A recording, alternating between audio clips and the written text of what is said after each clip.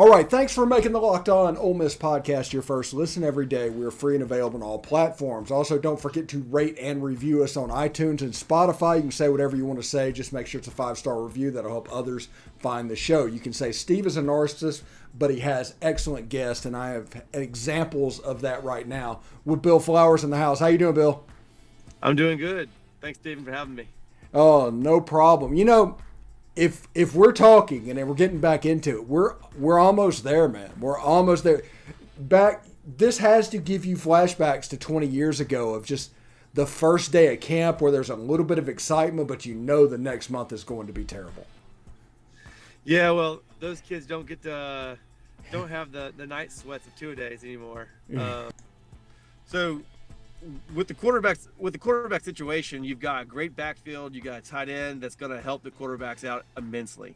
It's not like Eli. When Eli was there, no one really had reps behind him. But when those quarterbacks came on, they didn't have a really strong, stable backfield. We didn't have a really strong, tight end to be able to help. I don't think people realize how great of an asset having a strong run game and a tight end is going to help. Trigg has not, I say a tight end, but I mean, he's an athlete. He's got a range. He's going to be able to open up the field. So I think that's going to help both of them. But I think that, what I hear coming out of it is that there's not a lot of difference as of yet. So it's going to be interesting to see how these guys compete. See how the players react around them, who leads. But I think that at the end of the day, we've alluded to this before, Lane Kiffin he's the portal man. He's the portal king. He realizes that he cannot recruit, these high school guys with the NIL like other schools can. So he has to rely on the portal. So with that being said, you get a guy that transfers from USC to come to Ole Miss, and let's say me and you are even. If you transferred from USC and me and you are even, I don't got a chance. Mm-hmm. So that's the thing is Luke Altmaier has to be head and shoulders better than Dart. He has to, and that's the real world reality in this. So I think that's going to be a huge, that's going to be a sign. If they're even, Dart's got the job. Mm-hmm. Now, Jonathan Mingo, super talented wide receiver, had some injury issues last year. What advice do you have for his senior year this year? Man, I hope he's healthy. I hope he continues to be. I hope he's getting well. Those feet injuries can be lingering, and so I hope for him that he can overcome that. Other than that, man, just go out and play with no hesitation. The guy's a great player. He's a great athlete. He's got all the talent in the world. So I just hope the best for him. I know he's had a hard go at it, and just be a leader and give it everything he's got. Yeah, it should be really interested. Also, anything else that I'm not thinking of that you just kind of want to add that you've been thinking about? Oh, I mean, I think that we've added some great portal players, and I think that's going to be a real, fun, interesting aspect to this year, because with this NIL and the transfer portal, I think it's going to give a new aspect to us as spectators. Do I think the NIL and the transfer portals are bad? No. Do I think they're the answer to everything? No. Do I think that they're going to be able to radically transform teams? Yes. So I think it's going to be interesting to see how these transfer guys really, help our team. I'm excited to see that.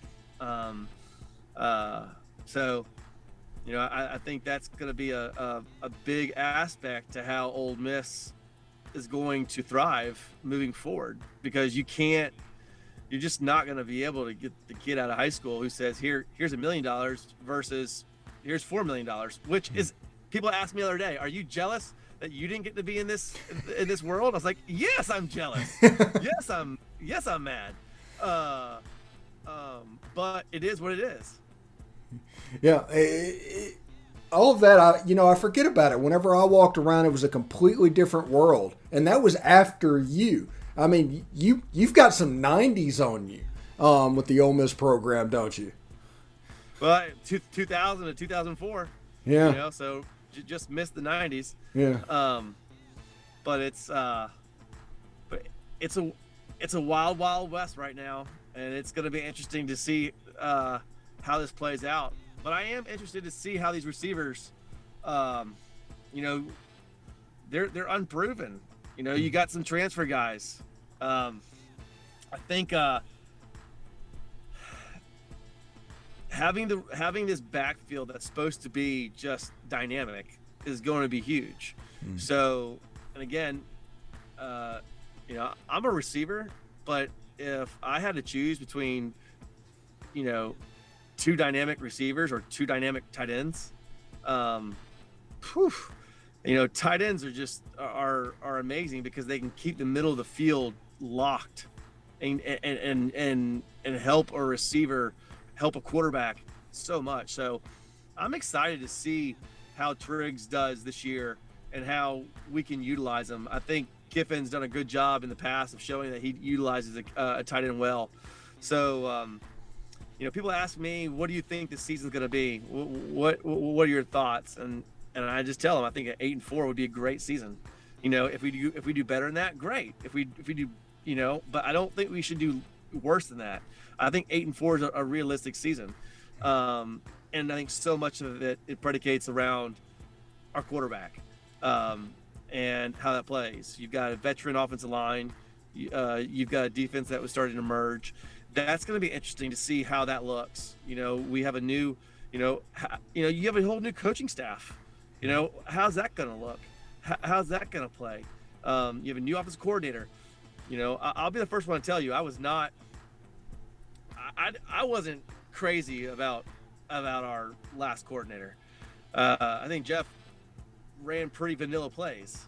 And I think Levy's, I think he's the first year was strong, but I'm excited. I want to see more.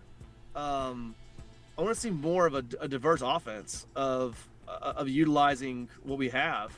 And I think he's going to have to do that with unproven players.